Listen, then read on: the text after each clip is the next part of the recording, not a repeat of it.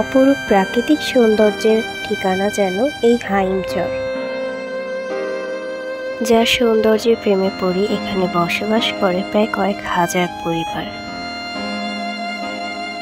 কিন্তু মেঘনার ধারালো স্রোতই যেন সবার কাল হয়ে দাঁড়িয়েছে।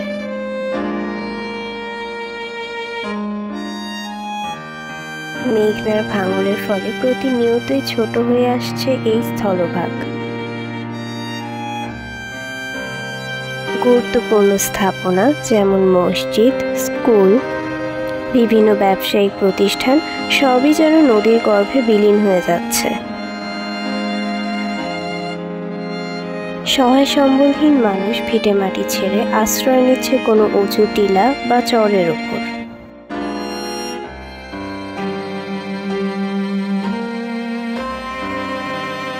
গত 5 বছরে মেঘনার ভাঙনের কারণে ঘরবাড়ি, ফসলের জমি হারিয়ে নিঃস্ব হয়েছে প্রায় কয়েক হাজার পরিবার।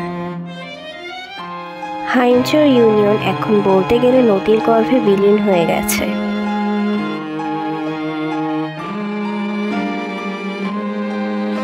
মানুষ তাই এখন আশ্রয় নিচ্ছে নীলকমল ইউনিয়নে। তবে নীলকমল ইউনিয়নও যেন এখন নদীর গর্ভে বিলীন হয়ে যাওয়ার পথে। মেঘনার ভাঙনের কারণে এই 2 ইউনিয়ন যেন খুব দ্রুতই মানচিত্র থেকে মুছে যাবে। এমন অপ্রীতিকর ঘটনা ঘটে যাওয়ার আগেই মেঘনার ভাঙন থেকে এই 2 ইউনিয়ন রক্ষা করার জন্য প্রয়োজনীয় ব্যবস্থা গ্রহণ করতে বলছে এলাকাবাসী। তবে মেঘনা নদীর অপরূপ সৌন্দর্য পর্যটন শিল্পে বেশ ভূমিকা রাখবে বলেই অনেকের মনে করেন। আধুনিকতার এই যুগে হাইমচর নিজের সৌন্দর্য ধরে রাখতে পারবে বলেই আমাদের বিশ্বাস।